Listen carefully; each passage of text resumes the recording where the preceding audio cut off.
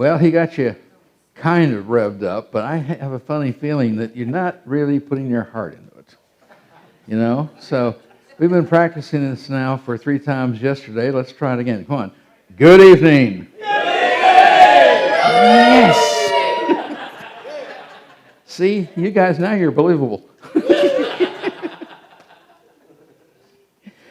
Well, tonight we are going to be talking about what is arguably the single most important topic we could when it comes to the acceptance of creation or evolution, and that's the issue of time. You see, evolutionists talk about millions and billions of years, right, as if it was real. I mean, it's kind of like the federal debt. And, you know, 50 years ago, a billion here, a billion there, and you start talking about real money. Today, it's a trillion here, a trillion there, and you start talking about real money. But they talk about it so casually. And yet, even if you were just to sit down and start thinking about the math and so forth, you start questioning it if you just really kind of looked at it. After all, think with me. If man, and we're going to talk about this tomorrow night, but if man had actually been on the earth for, say, 1 million years, recognizable, supposedly coming from apes, well, how many generations would there have been? Oh my. Suddenly, think about it. If a generation, I mean, today you're lucky if a generation's 20 years. I mean, don't we all know grandmothers that are grandmothers before they hit 40? I mean, that's very common. But the Bible talks about 30, 40, and so forth. But even think about 40 for a second. I mean, how many generations would there be if a generation was 40 years, which is being very conservative, in 1 million years? And suddenly you'd start realizing 25,000 generations. Okay, where's the artifacts? Where's the building? Where's the tools? Where are the bones? And suddenly you start realizing, wait a minute, mathematically, you would start to question it. I think you'll agree. And so I want you to think about this. I was once asked to write an article for a Christian magazine. By the way, remember the visuals are over here. It's easier to see, but you do what you want, okay? My mother did say I was a better door than a window, and I always believed what my mother said. Well, I wanted to live. You know? But I was once asked to write an article for this Christian magazine, and sometimes when you're asked to write articles, sometimes they will say, you know, we want you to write an article, and you pick your own title and write your own article, whatever's on your heart, kind of thing. And sometimes they'll give you a title and ask you to write the article.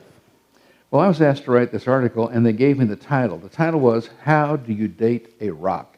My first response was, first you have to ask her. The guys got it. We're testing a new mic. If you can't hear me, blame the mic, okay? But think with me. How do you date a rock? I can go outside right now, pick up any rock I can find here. I can claim any age I want to for it. You might disagree with me, but you cannot scientifically prove I'm wrong. You get that? I can pick up any rock, claim any age I want to for it. You may disagree with me, but you cannot scientifically prove I'm wrong. I mean, when you find rocks, so they come with little white strings, little white tags attached saying, I'm 10 million years old, and signed by a scientist who was there at the time. Hello? Uh-huh. And so think about it for just a moment. There is nothing about a rock that will tell you how old it is. I mean, there's nothing about the size, feel, shape, smell, mass, taste, density, chemical composition. There's nothing about a rock that will tell you how old it is. And so evolutionists just make it up. Hello? They make up the dates to fit their religion. Because remember, it's not science, it's religion, evolution is. And so if they want you to believe that this is 100 million years old, they'll just say it's 100 million years old. But there's no modern technology that could be used to support that. And I know you've heard of some, we're going to talk about some. But the fact of the matter is none of them work. And back on the table, I have 2 whole 1-hour videos on young Earth, young universe arguments that are very simple, okay? So I can only show you so many tonight. As a matter of fact, we probably won't go, I'll probably leave about 12 off of this 1 hour, simply because of time. But let's think about this issue of how do you date a rock? Now, that's a rock we found not too long ago. See, you have to watch the screen. Things will happen when you're not expecting them, okay? But tell me, when we found this rock, did it have a little white string, a little white tag attached saying how old it was? No? Then how do you know how old it is? Or can we figure out a way to know how old it is? And so what we're looking at tonight in this presentation is, are the Earth and the universe really billions of years old, as evolutionists say? Now, the now dead atheist, Dr. Carl Sagan, hosted a program on PBS, and he would say, billions and billions of years old. That's a direct quote.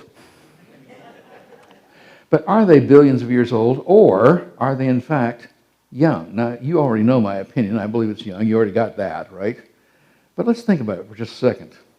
You know, is the Earth old? Did it all start with something called the Big Bang?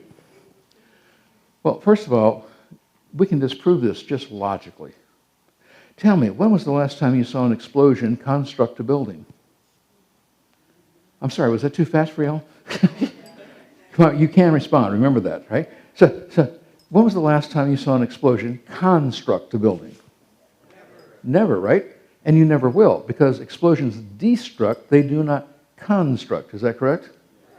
And so the whole concept of the Big Bang, you have to understand, it only came into existence about 100 years ago. It was never proven. It was refined time after time after time. And finally, major evolutionists at the highest level have given up on it.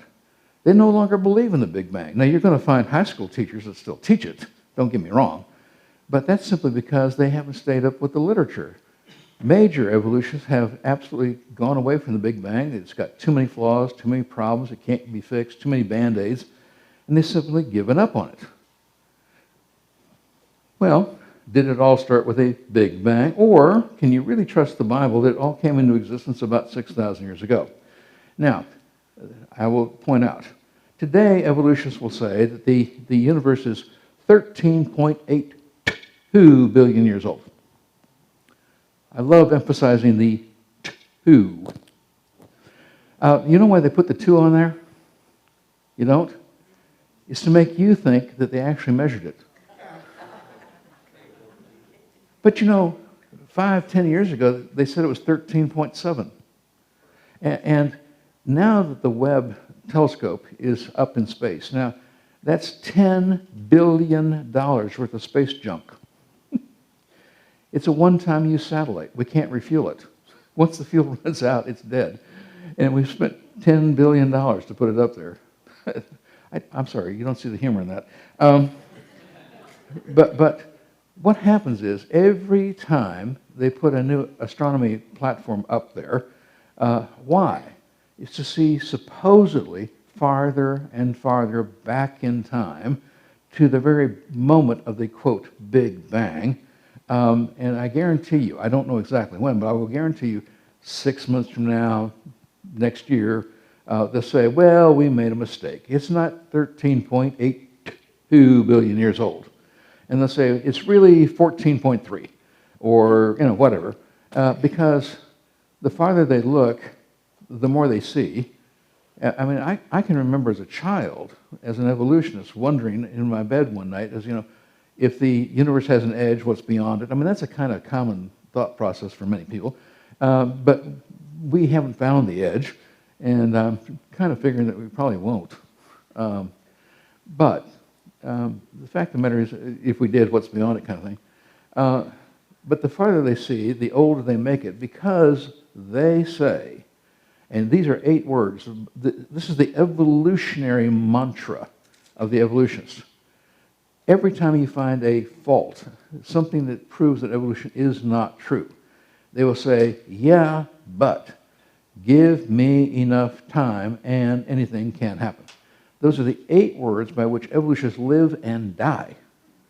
And so when you find a flaw, because you see, every time we put a new astronomy platform up, we find things that contradict evolution. And they say, oh my goodness, well, we're going to have to make it older. And they just make it older. Now, so is it really 13.82 billion years old, or is it really 6,000 years old as the Bible says? I mean, that's what we're looking at tonight. Now, can you really trust the Bible, or is evolutionary time actually true? Now, so let's think about this. If you tell somebody, and believe me, I know this, if you tell somebody, I believe it's all 6,000 years old, I know exactly what they're going to say, all right?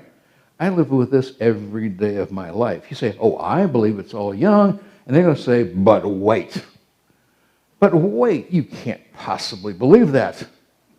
And then they're going to say, doesn't it have to be old? And doesn't it have to be old because?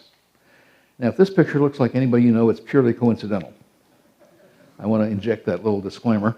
But, they'll say, doesn't it have to be old because? And then they're going to give you a litany, a list of why they believe it's old.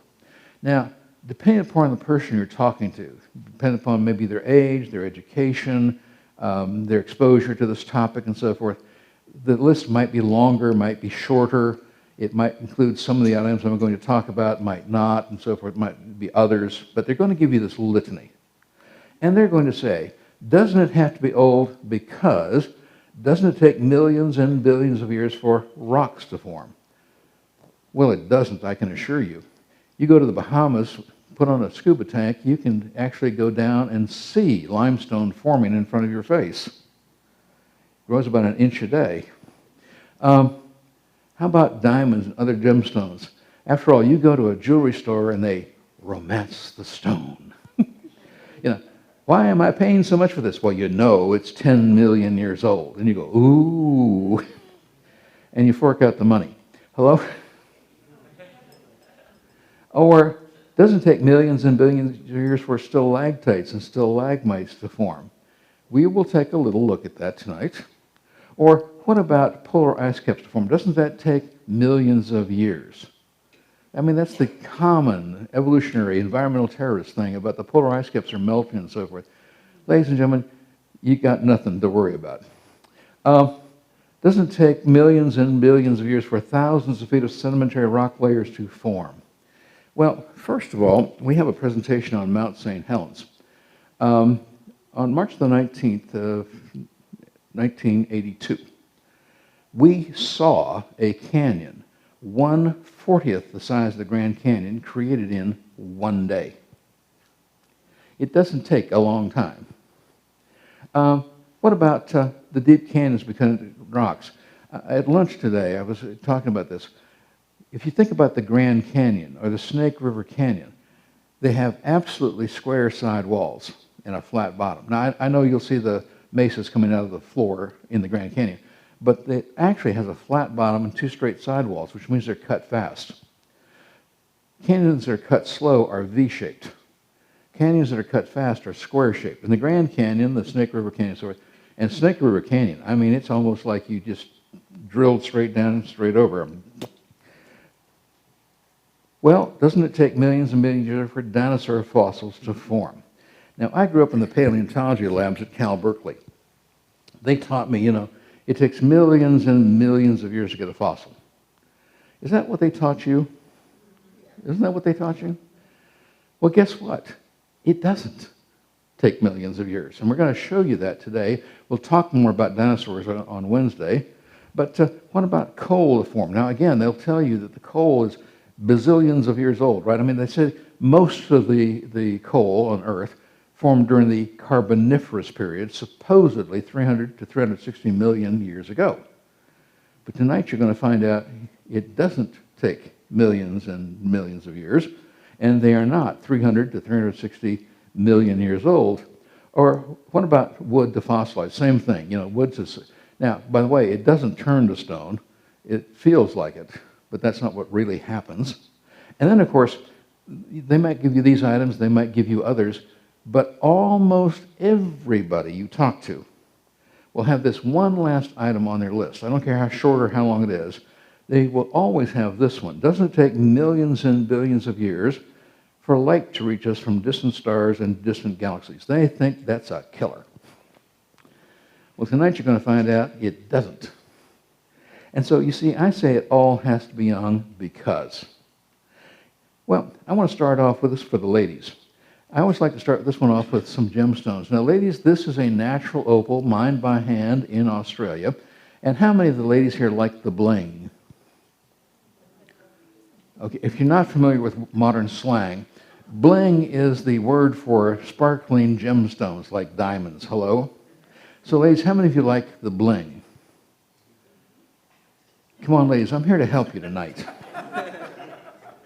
I'm serious. I am here to help you tonight. So give me a little help, all right? Now, this is a natural piece of opal mined by hand in Australia. Would you agree that's a nice looking gemstone? Is that right? By the way, do any of you actually have natural opal jewelry? Anybody here have opal jewelry? One hand, two hands? Okay.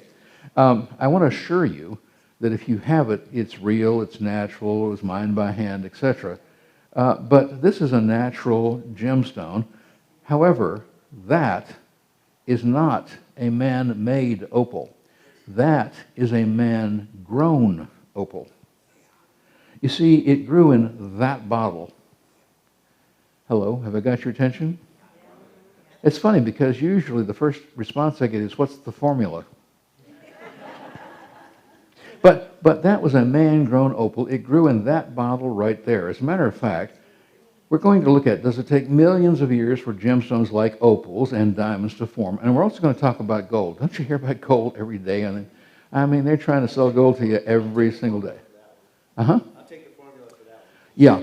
Actually, I'll tell you what, you're actually getting a little ahead of me. But you hold on, okay? No, I'm serious. You hold on here. So let's think about it. Now, that is another natural opal mined by hand in Australia.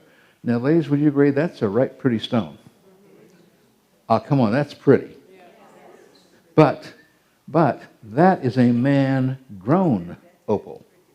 It was grown in that jar. You can actually see it growing in the lens right there, and it only took 3 months. You cannot tell the difference, even under an electron scanning microscope. They are identical, but it only took 3 months to grow it. Now, I do give, if you'll notice, I do give the citations for many of the things I'm showing you. And so if you want to know more about it, you can look it up.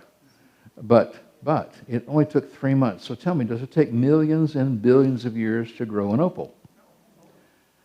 Okay, the correct response to my questions tonight will be not a chance. So get ready. Does it take millions and billions of years to get an opal? Not a chance. Thank you very much.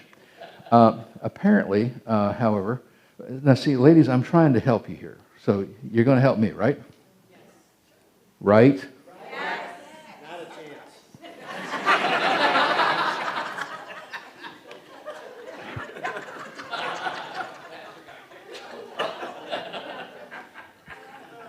I'm officiating the game here tonight.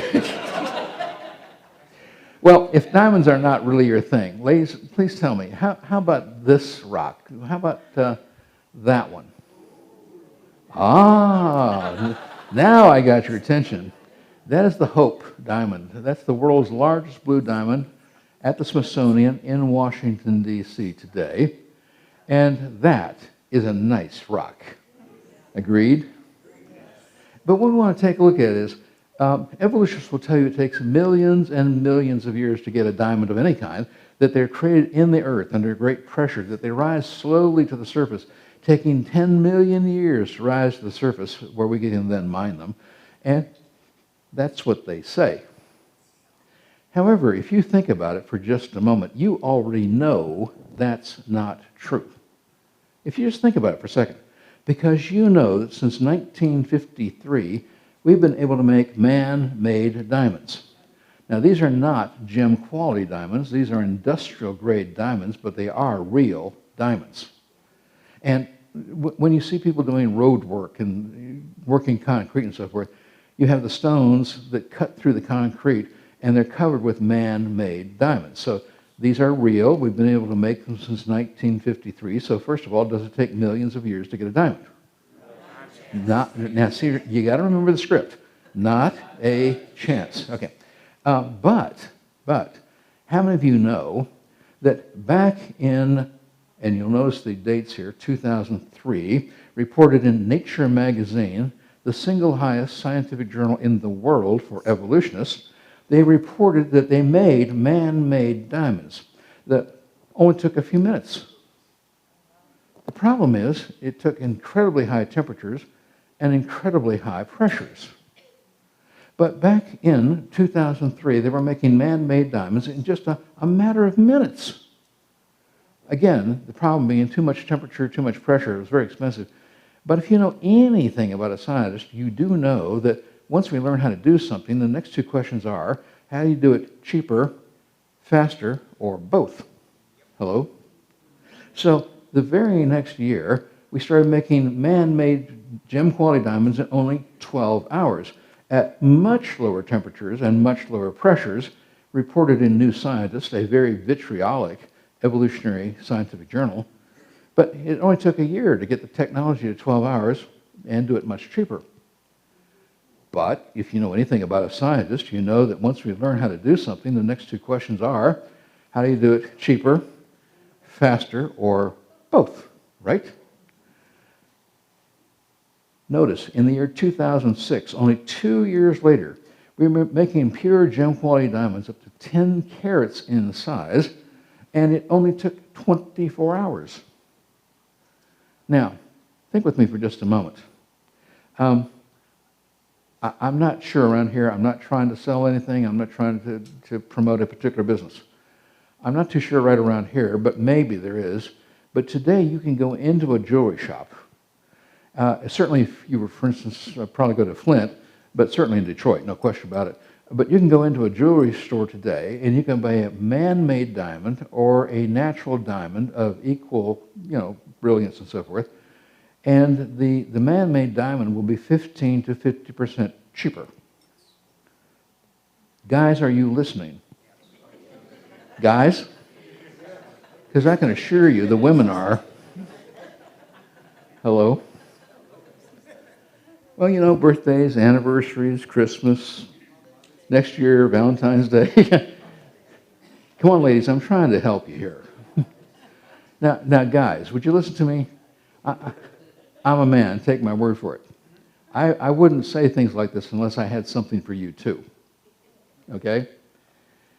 10 years ago, we found how to make diamonds, pure gem-quality diamonds, using nothing but the heat of an oxyacetylene torch, the kind you use in a body shop, with no pressure at all, and it only took 8 hours. Guys?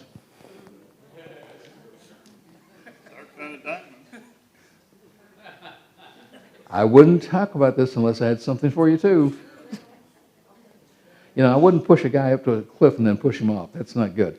So, and what about gold? I mean, you hear an awful lot about gold these days. They're trying to sell you gold all the time. And of course, because they're trying to sell you gold all the time, the price is overpriced. Just economics, folks. But again, they'll tell you that gold takes a long time to form. In the video that we have for sale, I have a different presentation on this, one item. In that particular presentation that is recorded, I talk about the massive gold deposits at Lahore, Papua New Guinea. At Papua New Guinea, there's a gold mine. You look at it and you just can't believe it exists.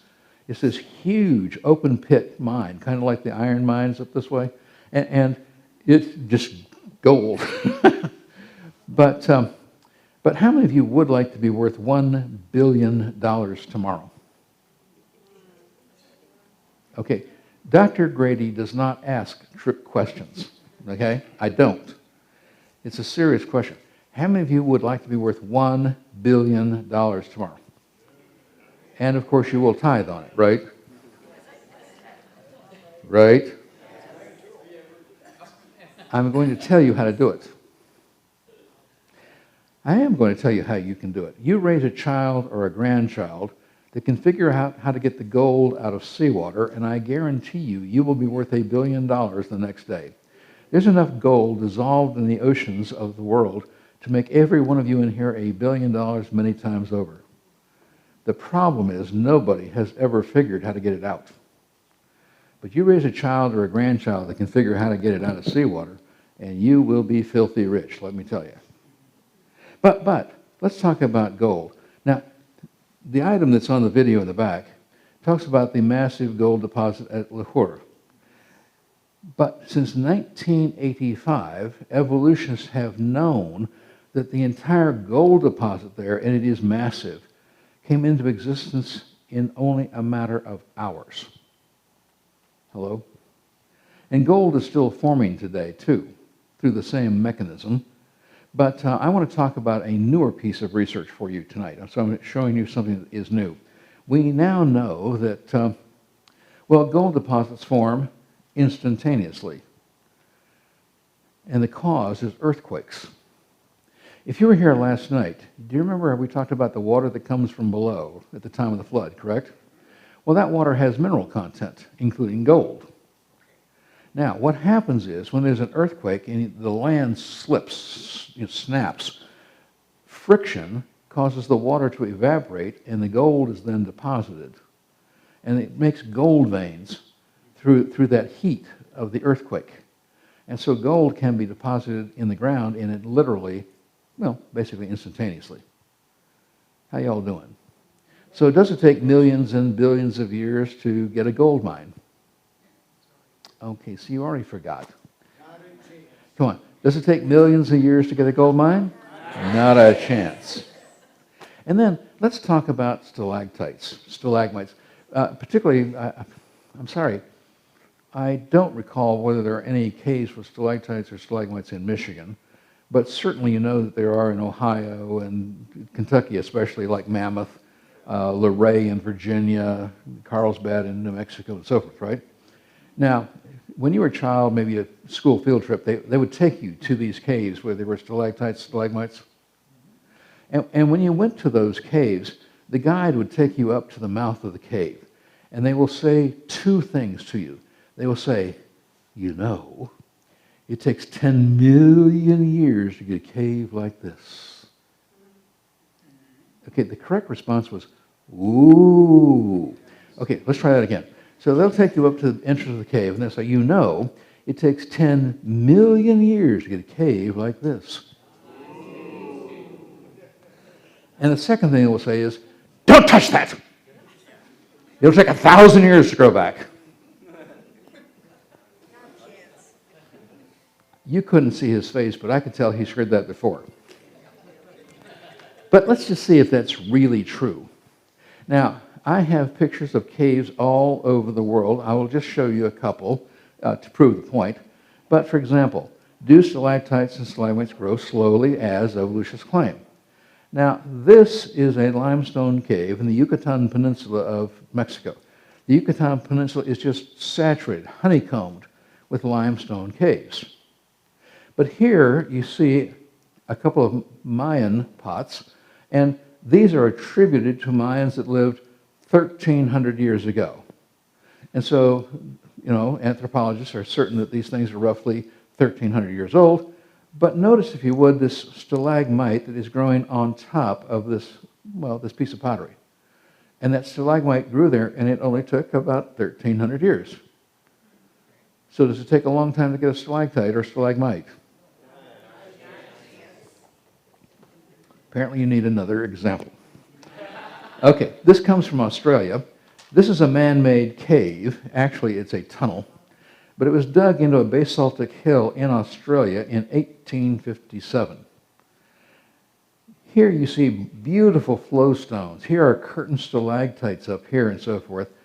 And all of that formed in only, 140 years. So does it really take millions of years to get a limestone cave? Not a chance. I also have another question for you. I've seen many of these caves. I have pictures of them from all over the world. But if you've ever been in a limestone cave with stalactites and stalagmites, you know that sometimes two will come together and they form a column. Here's my question. Have any of you ever gone to a limestone cave and see a column that was broken? You've seen stalactites, stalagmites.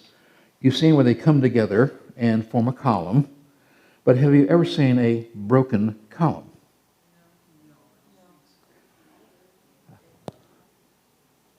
You sure? Okay. I never have. Now think with me for a moment. I don't care how little, Earth is moving all the time. I don't care where it is, there's always a slight movement in the ground everywhere. If these columns were old, then there would have been enough stress in movement of the Earth, they would have snapped. I've never seen a broken one. And that proves that they are young. Hello? Well, let's keep going. What about the polar ice caps? Now, I have this presentation. It is recorded out there and so forth on there's no truth to global warming being caused by people. God is in charge of the weather. He put natural cycles in nature and so forth, and we're just experiencing these natural events that God put in there. And God is in charge of the weather. We can't change it. And so I have a presentation on that for you. But think with me for a moment. We were talking about the flood last night. Now, I didn't get enough time last night to talk about the ice age that came after the flood. But environmental terrorists like Igor, that's my pet name for Al Gore. You know, he says the polar ice caps are millions of years old.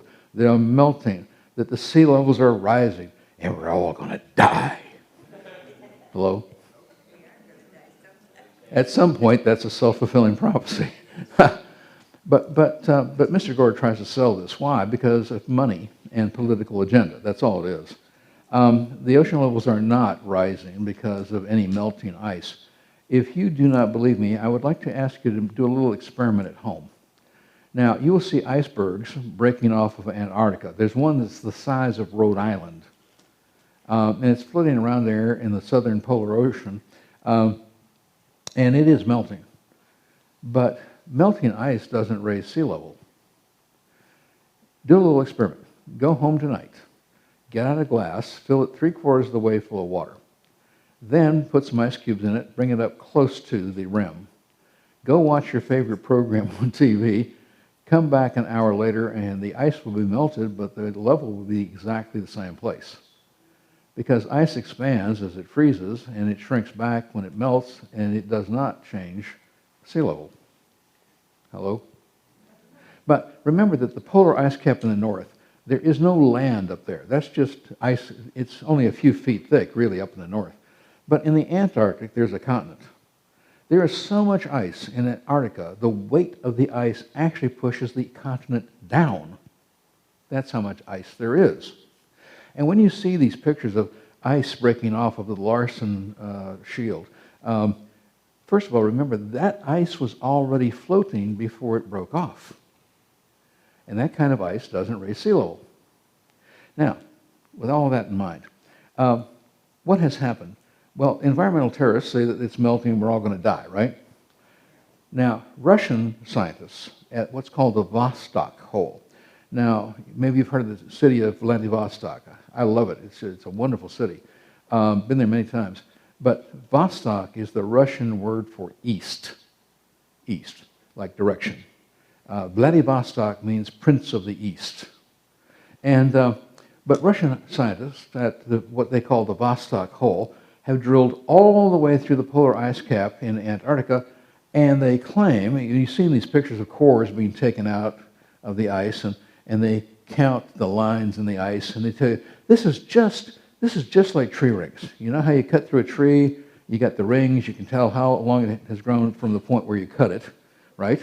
And they say these little lines in the ice, these are just like tree rings, and they count them up. And the Russian scientists say that, well, in their cores, they found 400,000 little lines.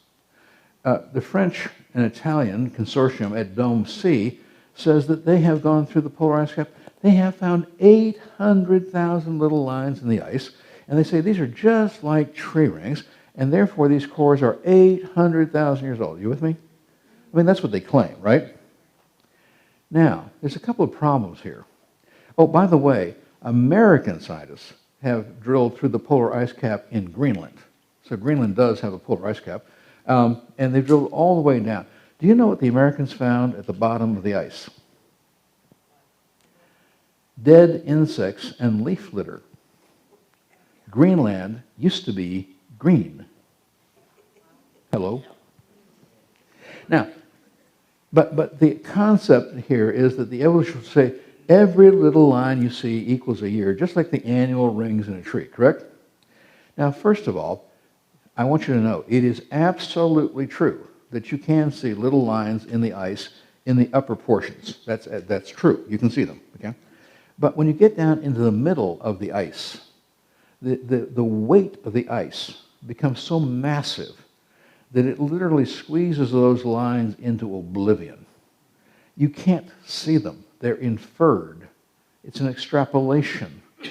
But another thing, now up here, and I say up here because I came from Florida, but up here, you have all seen this. You know, you open a refrigerator freezer door, you've got ice cubes in the freezer, or you can just go outside, right? And you have seen ice cubes actually flowing together in a freezer, right? Because ice sublimes. Ice moves even in a frozen state, correct? Right? And glaciers are rivers of ice. You can literally see, it's amazing to do a time-lapse photography. You can literally see a glacier flowing like a slow river if you have time-lapse photography. It's great stuff. But you've all seen these ice cubes, you know, quote, melting together, but even though it's below freezing, right? Because ice sublimes. And so, first of all, the weight in the middle and below that literally squeezes the lines into oblivion. They didn't count them. They extrapolated them. But there's more to it than that. Now, I would look around here. I don't believe there's anybody in the room today that's old enough. But I'm going to ask all of you in your minds, just in your minds for a moment, would you kind of come back with me to World War II, okay? The year is going to be 1942. Now, in 1942, 2 Boeing bombers and, well, 6 of the Lockheed P-38 Lightning fighters took off from the United States to go to England to be a part of the war effort in Europe. But these planes cannot fly all the way to Europe, directly across the Atlantic. They're too small. We don't have enough fuel. We didn't have midday refueling in those days and so forth. And so what happens? Well, if you cannot fly directly across the Atlantic, what must you do? You have to fly around the Atlantic.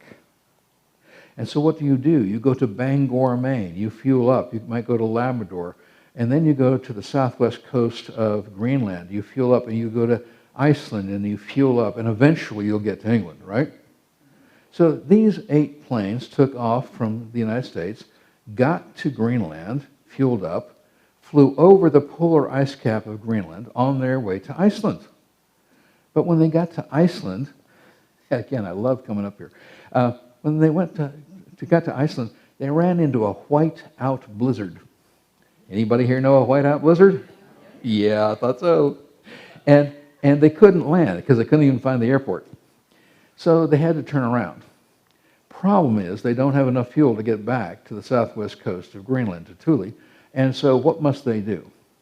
They can either ditch in the water and die in 5 minutes, a la Titanic, or they can land on a glacier in Greenland. And I'll bet you know which one they did. Now, the first plane went in with its wheels down, hit the ice, and flipped over. Now, any good pilot will tell you that's a bad landing. Hello? So the other 7 planes went in with their wheels up. The planes were highly damaged. It took 9 days for the crews to get picked up, but they all survived. There were no one died. But it took 9 days to get the crews, but the planes were damaged. It was better to just leave them there and build new planes. So they just left them there in 1942. But in 1988, some very clever guys from Kentucky remembered that those planes were up there. Now, in 1942, they weren't worth anything, crashed and so forth. But there's a lot of money in antique military aircraft because there's so few of them. The last time I knew the price on a Messerschmitt 109E, it was $500,000, and it wasn't in good shape. But there's a lot of money in antique military aircraft because of the rarity, the scarcity of them. So they thought, okay, well, let's go up there. It's only been 46 years.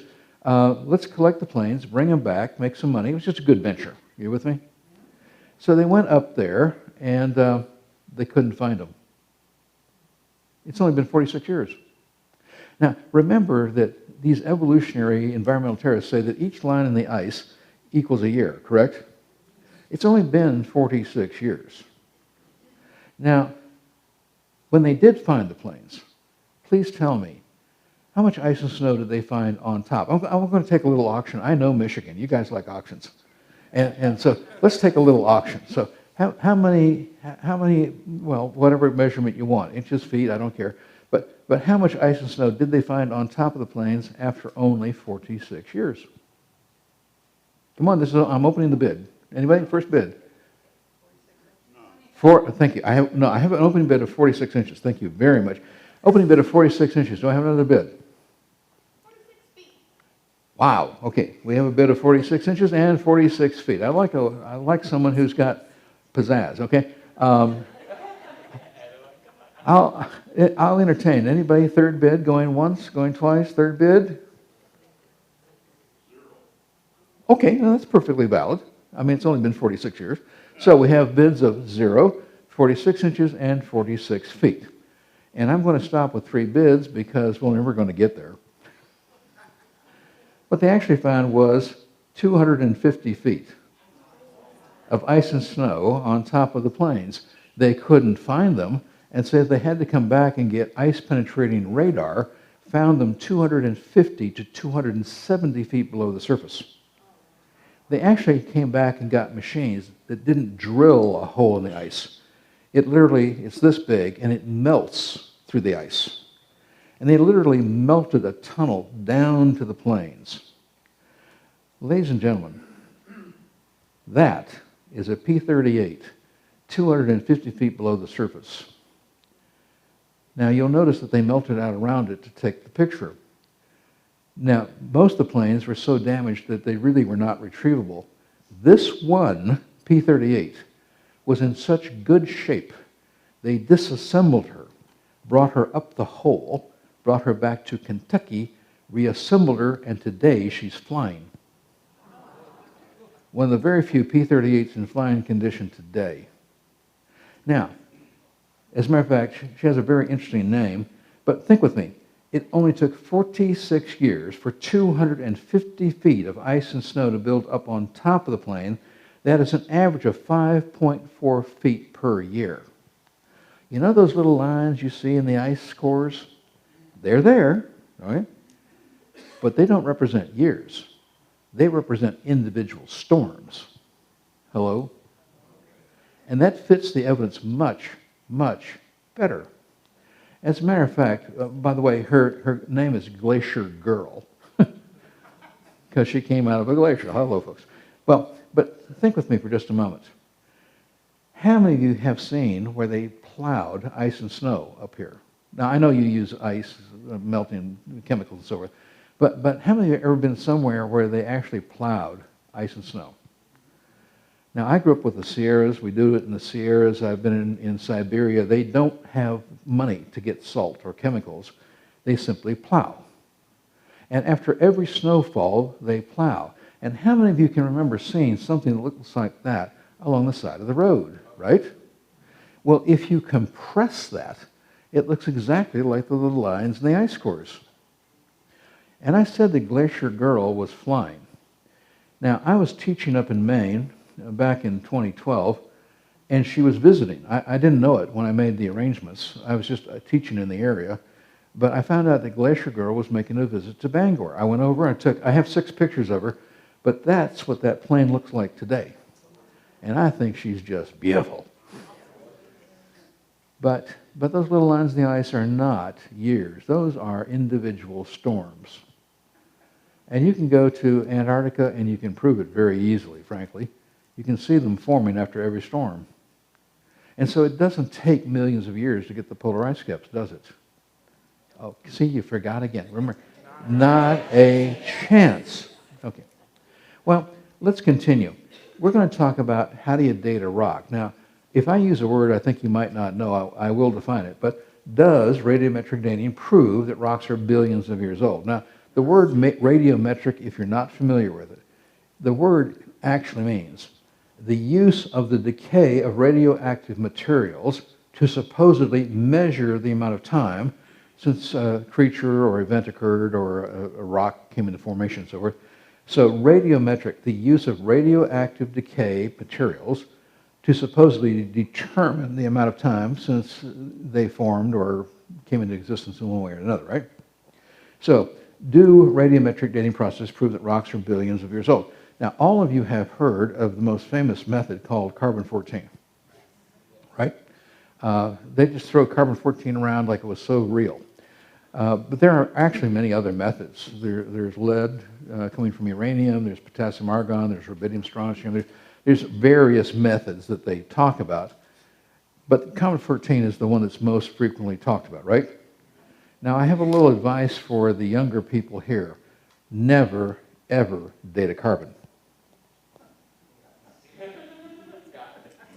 Now, none of them work. All of them have fatal false assumptions. All of them have 6 fatal false assumptions. And everybody here can think of at least one on your own, just sitting right where you are. Think about it. Today we have great technology. Today we can determine the ratio of isotopes in a rock and do it with very high accuracy. But nobody knows what the starting conditions were. Nobody knows what was in the rock when it came into existence. You only know the end. Now, if you don't know the beginning and you only know the end, then you can't get a reliable date, and you're only doing it by assumptions of your religion. Hello? But all of them have 6 fatal assumptions. However, carbon-14 has 20 fatal false assumptions. Now, if you've got 20 fatal false assumptions, then you cannot possibly get a reliable date. Now, as a matter of fact, carbon-14 is only good for one thing, and one thing only. It is useless to try to date anything using carbon-14 except the Earth. Carbon-14 proves that the Earth is, in fact, young. Now, I'm not going to get into it. We have a whole hour presentation on carbon-14 available if you're interested.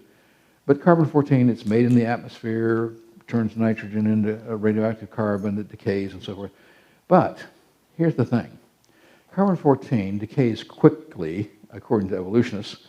It has a half-life of 5,730 years. So every 5,730 years, supposedly half of it goes away. And as you go back in time from where we are, well, if carbon-14 reaches a point of what would be 17 and a half half-lives, which is, for your benefit, about 104,000 years, it no longer is even measurable. Now, evolutionists will tell you it takes 250 to 350,000 years for it to decay to a point of 0. But once you get to about 104,000 years, you can't even measure it. So when somebody walks up to you, or you walk up to them, and they say, you know, they've used carbon-14 to date fossil dinosaur bones at 65 million years old, I want you to look them right straight back in the eye and laugh hysterically. Come on, you need to practice. Hello, come on. It proves they don't know what they're talking about. You can't use carbon-14 to date millions of years. It's impossible. And so they just don't know what they're talking about. That's number one. But here's the second thing. We cannot find any carbon deposit on Earth. We cannot find any coal, oil, natural gas, carbonaceous clays on Earth that don't have significant carbon-14 in them, which proves that they are all less than 100,000 years old and totally consistent with coming from the flood of Noah. Hello? And so the only thing carbon-14 is good for is proving the Earth is young. Now, with that in mind, would you agree also, while carbon-14 has 20 scientific false assumptions, you have to factor in the flood of Noah, because the flood of Noah would have changed the carbon cycle on Earth drastically. And so carbon-14 really has 21 problems. It doesn't work. But I would like to ask all of you a think question. Okay, so this is a think question. Would you agree, if these methods worked, if they worked, and you could use 2 different methods on the same sample, on the same rock or whatever, if they really worked, wouldn't you expect to get approximately the same results? Right? I'm not asking for perfection here, but if these things really worked and you could use 2 different ones on the same piece of, well, again, rock or whatever, you would expect to get approximately the same results, right? So let's think about this. If I got, say, within 5% of the same values using two different methods, you might say they appear to work. Is that correct? Yes. Okay, apparently you guys want to negotiate. Okay, so if the dates were within 10%, we would say that maybe they sort of kind of appear to work. Apparently you wanted to negotiate. How about 15%? Apparently you've already figured it out. Because the fact of the matter is there are major contradictions between two methods used on the same rock. And I have 2 hours, including all kinds of samples that you can see for yourself, coming from mostly evolutionary sources, to prove that these methods don't work. And you can use two different methods on the same sample, and you get vastly different dates. And I would like to just show you 3 examples to prove my point, although I have many, many more. Now, this is Sunset Crater National Monument in Arizona. If you ever go to the Grand Canyon and you go to the east end of the canyon, you will pass Sunset Crater. And I really recommend going in and seeing it, even if it's only for a few minutes. It's a great little spot. But this is a small volcano. Now, we know that it erupted about 900 years ago. It's not that difficult and so forth.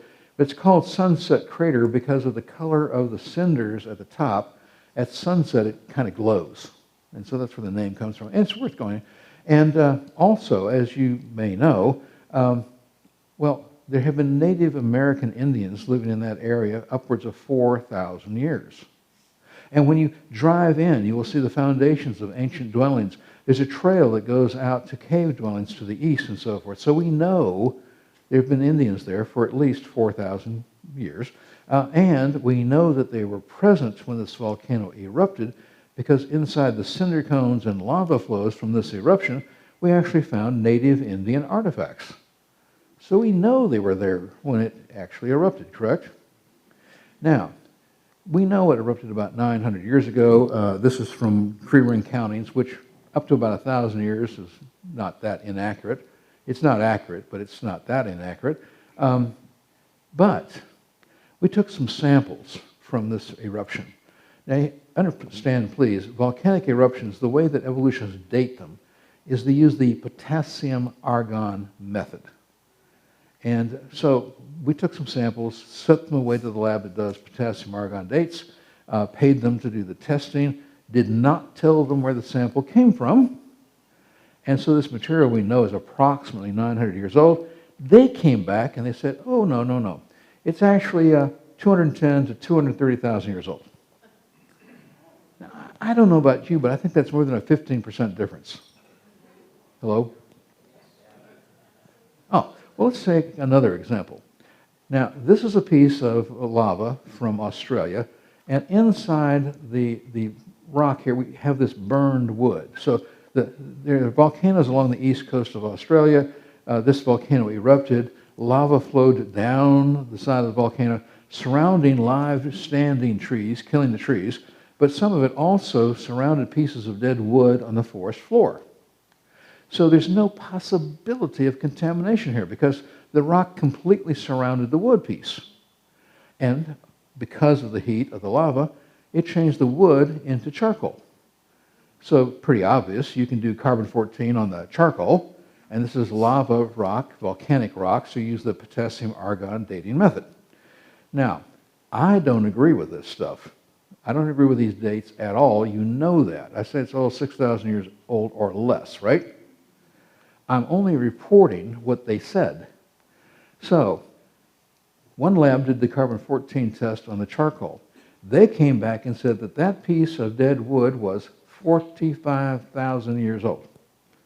I don't agree, but that's what they said, right?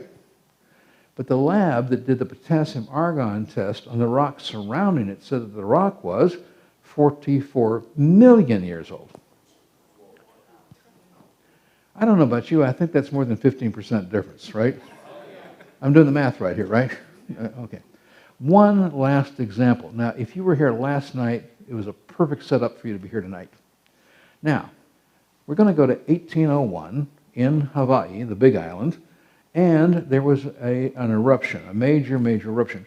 Now, remember that the volcanoes of the Hawaiian Islands are not known for the massive explosion like Krakatoa, Tambora, Mount Pinatubo. What they're known for is massive lava flows. Now, here you see a diagram, and these are underwater volcanoes, and here's one sticking out of the water. Now, you remember last night I showed you the Earth with no water, right? I didn't mention this, but on the floor of the North Pacific alone, there are 20,000 volcanoes that are underwater. But some of them stick out of the water, right? And so here in this illustration, this is going to represent our Hawaiian Islands sticking out of the water because it's just a volcano, right? Now, there were people here to see this eruption in 1801, document this eruption. We know exactly when it happened. And so it's, 224 years ago. We know exactly, right? Now, if you know me, you know I'm not a boastful or proud guy, but I would like to take a little interest in how difficult it is to make some of these slides for you, okay? Now, if you watch the screen carefully, in 1801 there was an eruption. Apparently you missed it. Watch carefully. We'll do this again, okay? The correct response is, okay. Now, in 1801 there was an eruption. Much better. Now, we got this bright idea a few years ago. Let's send a submersible down the slope, because you see this particular eruption in 1801 went from the top of the mountain all the way down the side of the mountain into the ocean, and all the way down the side of the mountain, all the way to the ocean floor, 2.6 miles down. It is one continuous flow. And so we sent a submersible down that flow, and we took samples, and we sent them away for potassium argon tests to determine how old the lava is supposed to be. But we know it's 224 years old, correct? So we sent that sub down, and we sent it down 0.8 of a mile, and came back with a potassium argon date of 0 million years old. Now, first of all, I want you to think about this. That's absolutely correct. Carbon-14 breaks down very, very quickly. You can't use it on millions. But potassium argon is supposed to take a very, very long time, millions and millions of years. So carbon-14 is no good on millions, it's only good on hundreds, thousands, and so forth, supposedly, right? Potassium argon is no good on hundreds, thousands, even tens of thousands. It's supposedly only good on millions. So if this material is only 224 years old, then 0 million would be absolutely correct. I just want everybody to understand that, okay? And we said, okay, let's send the sub down further and take a sample. We sent it down 2 miles, came back and got a potassium argon date of 12 million years old. Come on, folks, it's 224 years old, but they got a date of 12 million years old. I think that's more than 15%. But we said, well, that's interesting. Let's send it all the way down to the bottom, 2.6 miles down, got a sample, came back and said 21 million years old. From the lava flow that we know is 224 years old. Do you kind of get the idea these things don't work? You got lots of other examples, but they just don't work. And let's talk about coal. Now, ladies and gentlemen, if you were born and raised in Michigan, I want you to take your right hand, pound your left chest. Come on. Come on. Be proud. That picture comes from Michigan. Now, what you see here, this is a layer of pure anthracite coal. Now, anthracite coal is the densest, blackest, bestest coal there is. Anthracite's the good stuff. Hello? Now, there are different kinds of coal. There are brown lignites. There are medium-grade bituminous coals. But anthracite's the good stuff. Are you with me? Now, you only find coal, natural gas, natural oil between layers of sedimentary rock. Now, what is sedimentary rock? Well, of course, it comes from the word sediment, correct? But what the word means is layer of dried out mud. I mean, sedimentary rock is just a layer of dried out mud, right? And you only find coal, oil, natural gas between layers of dried out mud. What's the first thing you ought to think? How'd that get there? Kind of like a worldwide flood, maybe? But take a close look at the picture. Notice that above and below the coal, you can actually see layers of dried out mud, right, above and below. And you always find coal, oil, natural gas between layers of dried out mud.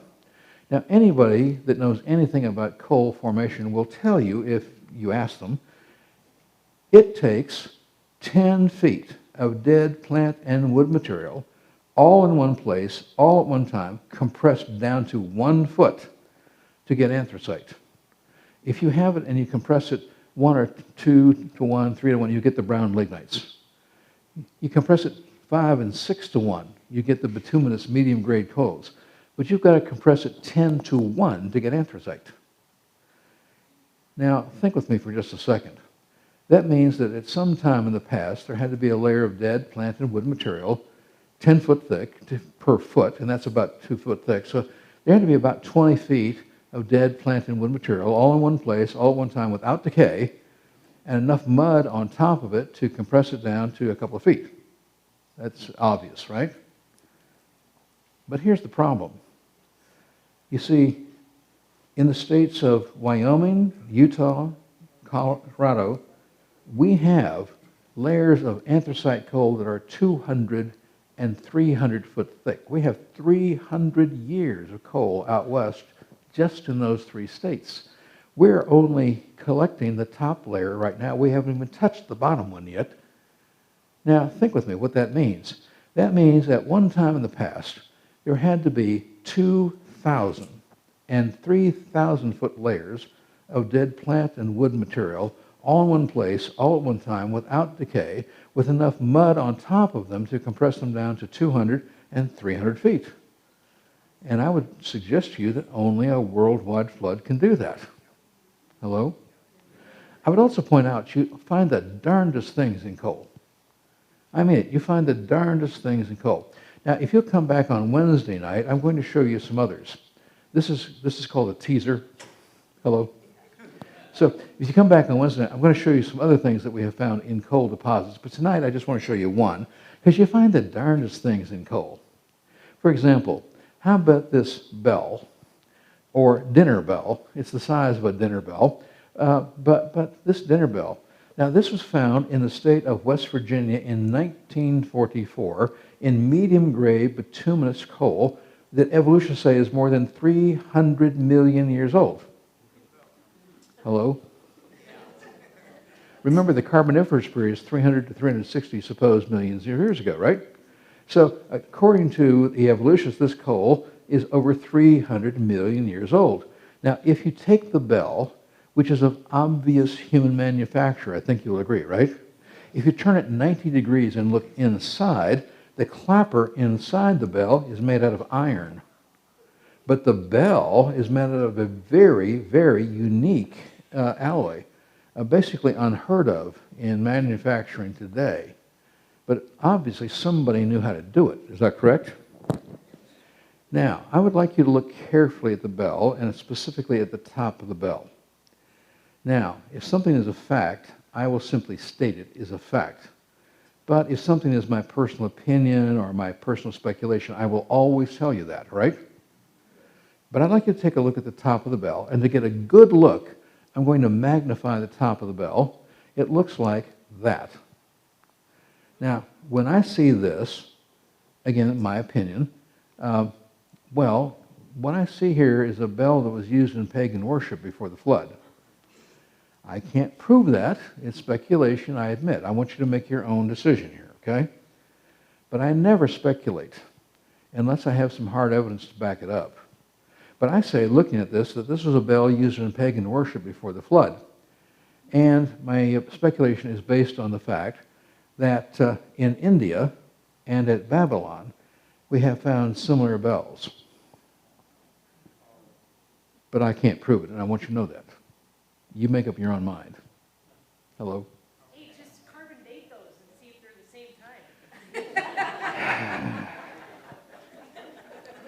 time. When will they ever learn, Lord?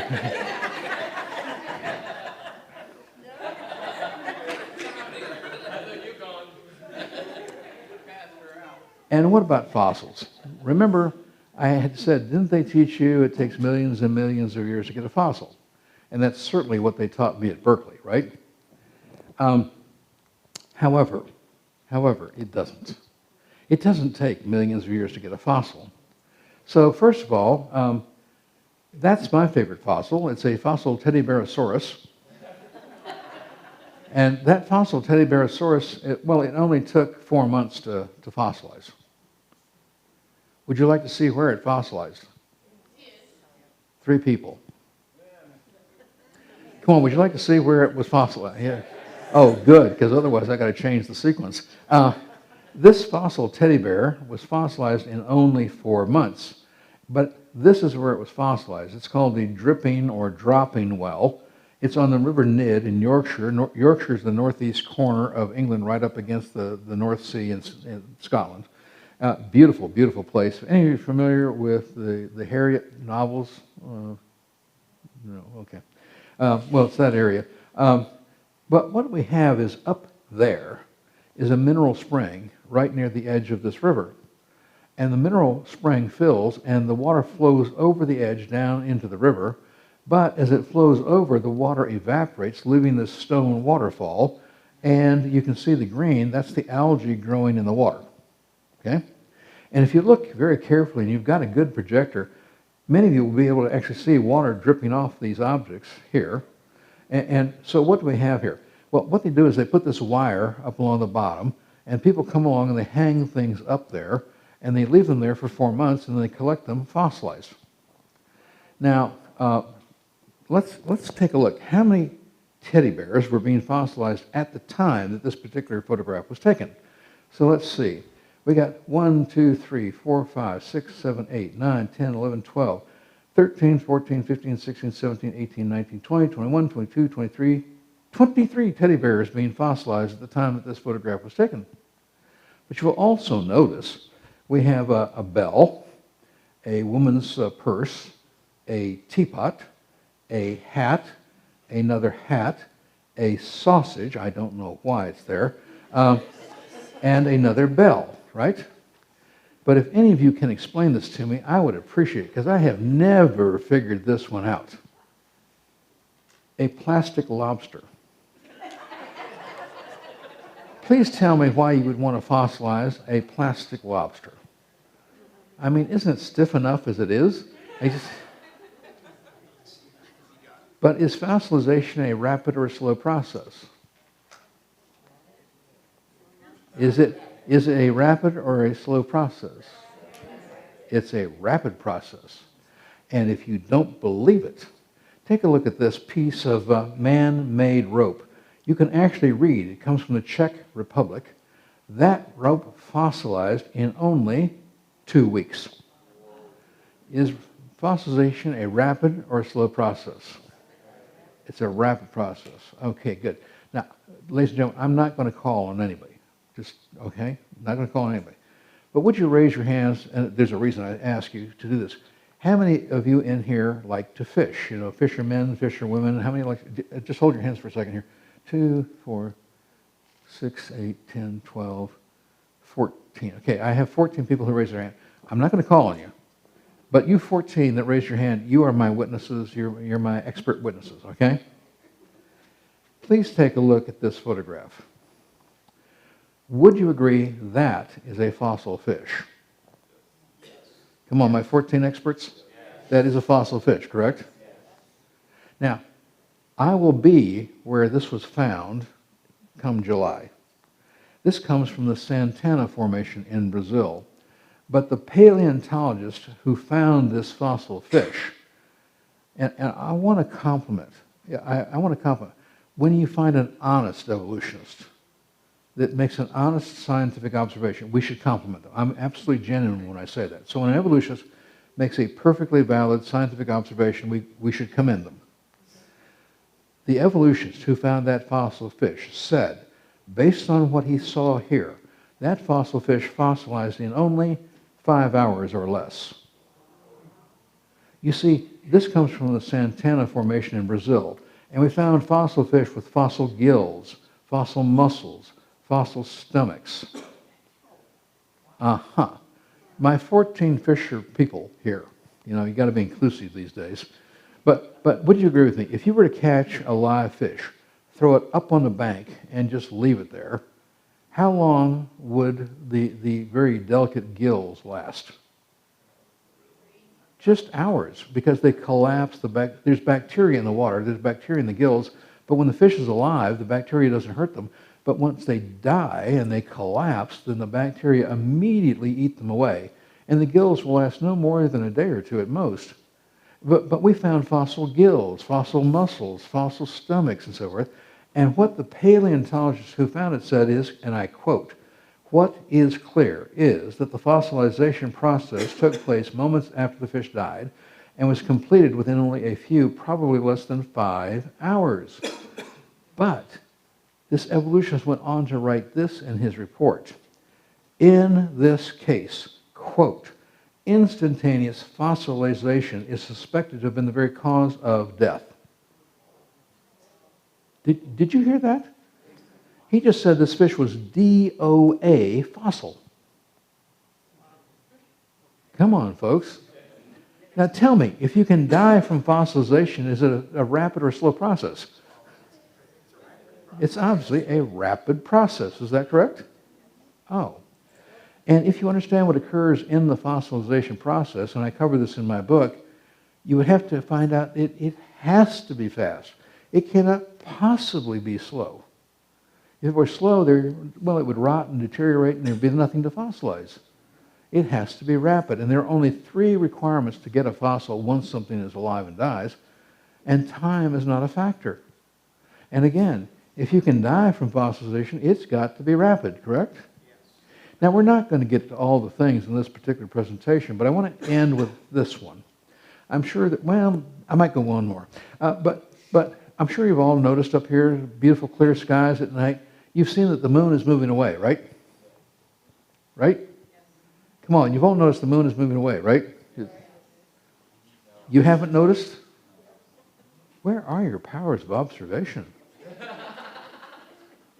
The moon is moving away at an incredibly fast rate, a staggeringly fast rate. Are you ready to be staggered? Yes. One guy. Come on, are you ready to be staggered? Yes. The moon is moving away from the Earth at a staggeringly fast rate. It's moving away at 1.5 inches a year. Come on, aren't you staggered? Yes. Hello? That's a staggeringly fast rate. Maybe you just don't appreciate it. Now, you don't have to believe me. You can prove this one to yourself. All you need is a laptop computer. I'm not sure, but I think some tablets would do it too. But all you need is a laptop computer. You don't have to believe me, because all you have to do, and by the way, we have proven this by observation. You know, we landed on the moon 6 times. We left mirrors there. We bounced lasers up against them. You can calculate it from the law of gravity and so forth. So we know the moon is moving away at 1.5 inches a year. We know it. That's just science. But what are the implications of that? Well, it's moving away at 1.5 inches per year. Just take a laptop computer. Now, think with me. If the Earth and the moon are, well, they're the same age. Well, actually, the Earth is 3 days older than the rest of the universe, right?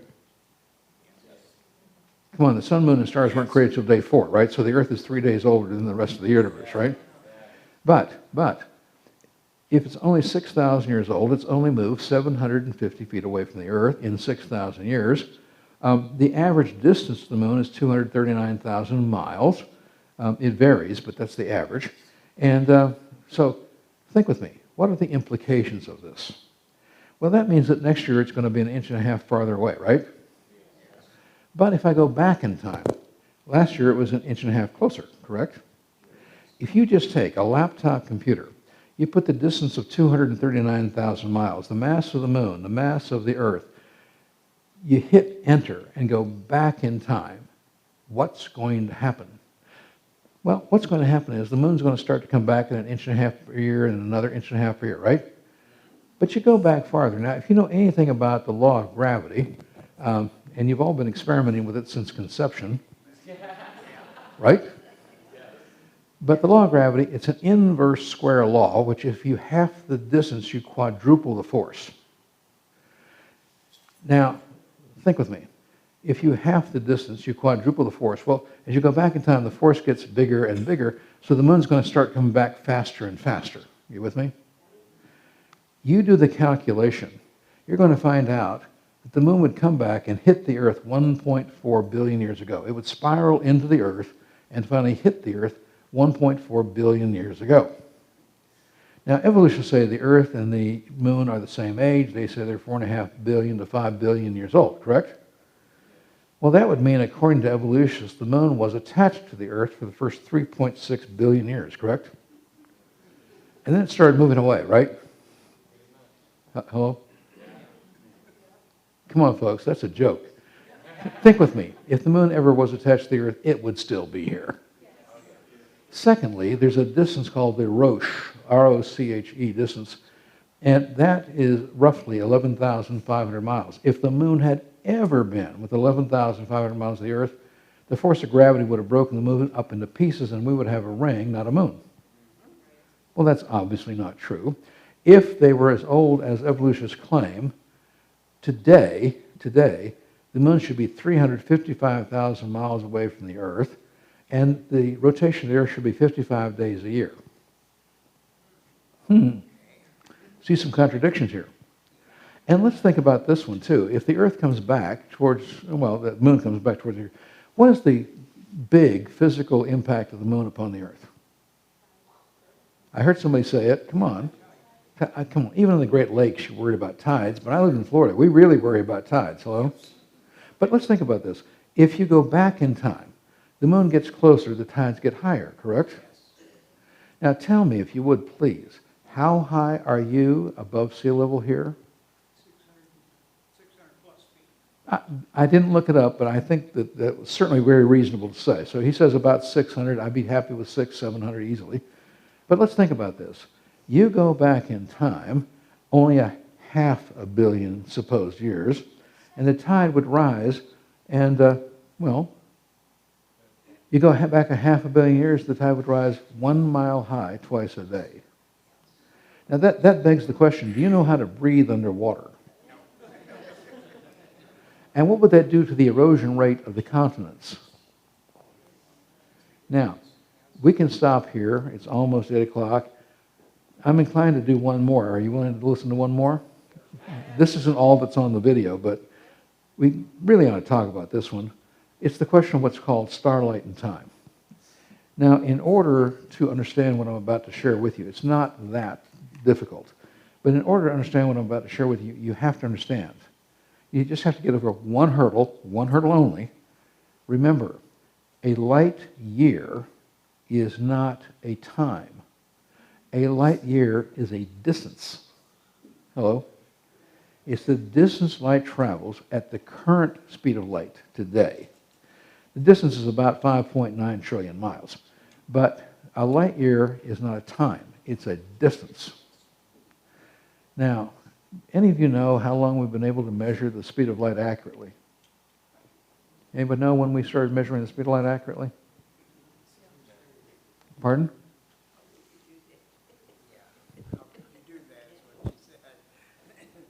Oh, well, first of all, many people would say, well, about 125 years ago, Michelson's experiments on the speed of light, which were pretty good. I mean, we always get it better and better with new technology, but many people would say 100, 125 years ago.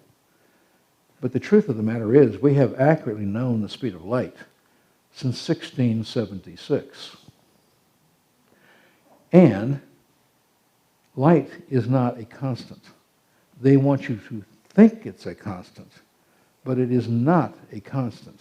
It's not like gravity. That's a constant. But the speed of light varies over time. And it is slowing down.